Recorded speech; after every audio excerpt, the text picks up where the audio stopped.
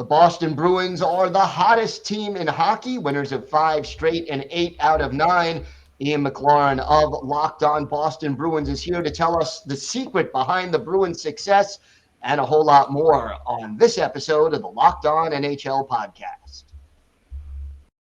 You're Locked On NHL, your daily podcast on the National Hockey League. Part of the Locked On Podcast Network, your team every day.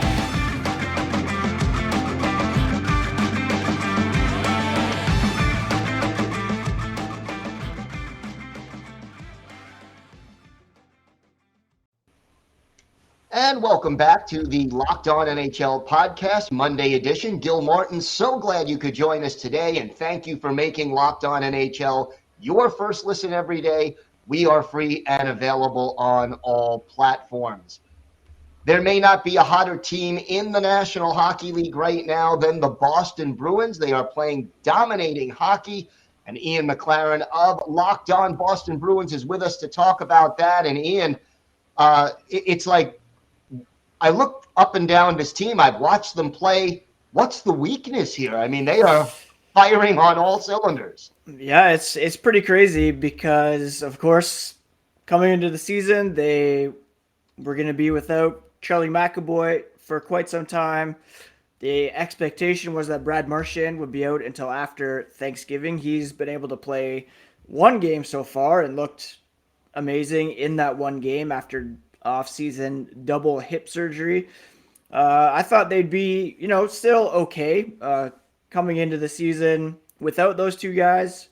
A lot of people expected them to maybe take a step back and certainly perhaps struggle without those two guys because they are such integral pieces to the team.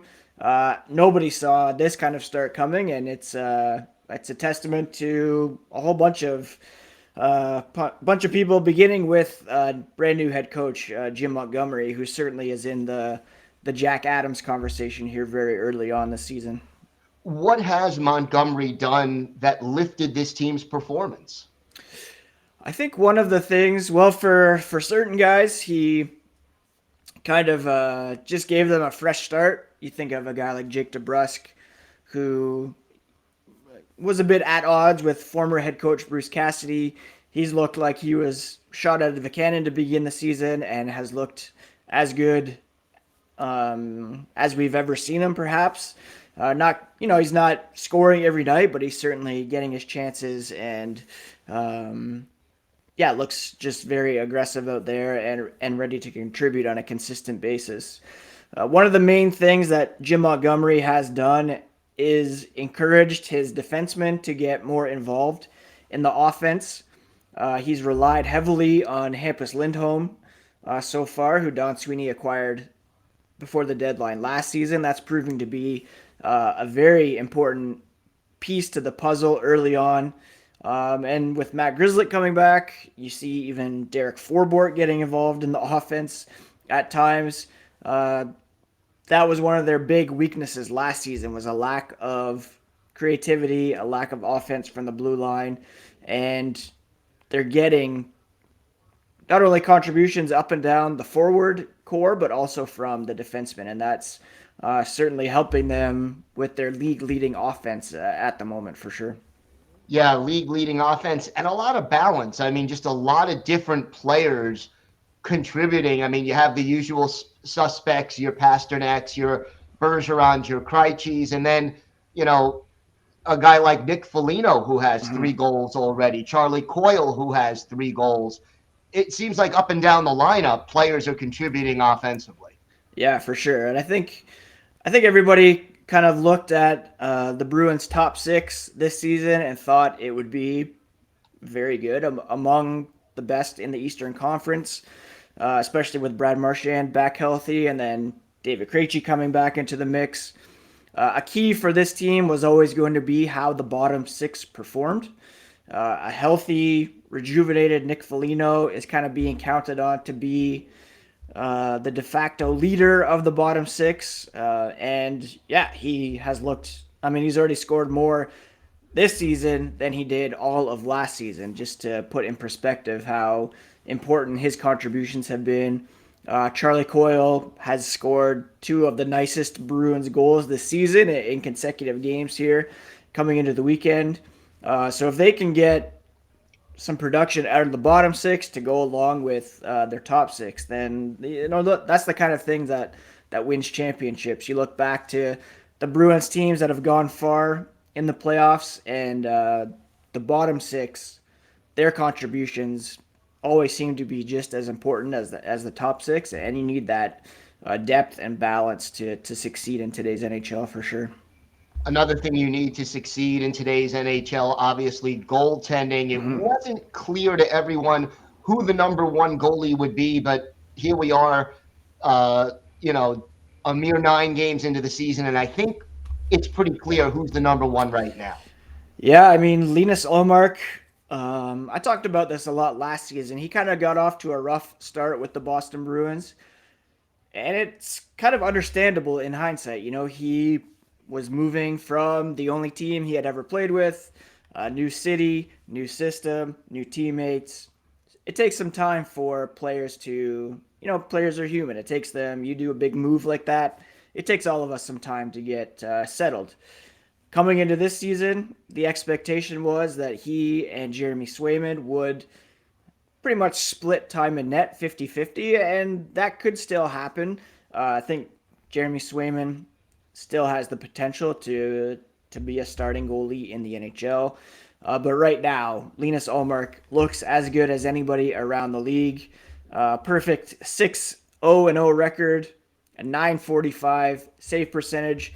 He's not only become the number one goalie in Boston, but it's so early to be talking about award consideration, but you can't help but think that he's in the Vezina conversation here early on with his performance, and he has certainly helped to just stabilize things for the Bruins and help them to keep their focus moving in the other direction on the ice, just giving them that confidence that he's going to make those key saves at big moments. One thing that maybe goes unnoticed a lot, but this Bruins team has been outstanding in the faceoff circle. And the player most responsible for that so far, Patrice Bergeron, absolutely winning almost 2/3 of his draws. Talk to me about that little underappreciated part of the game and what Bergeron's success in the dot means. I mean, everybody wants the puck, and the easiest way to get it is to win a faceoff. I know a lot of people, analytics community, they kind of downplay the importance of winning faceoffs, but you want the puck, you want possession. With Patrice Bergeron out there, if there's a faceoff, you know that you're going to get the puck to the Bruins when he's out on the ice. And David Krejci adds to that as well. You have a guy like Charlie Coyle, Thomas Nosek. That's one of his strengths as well.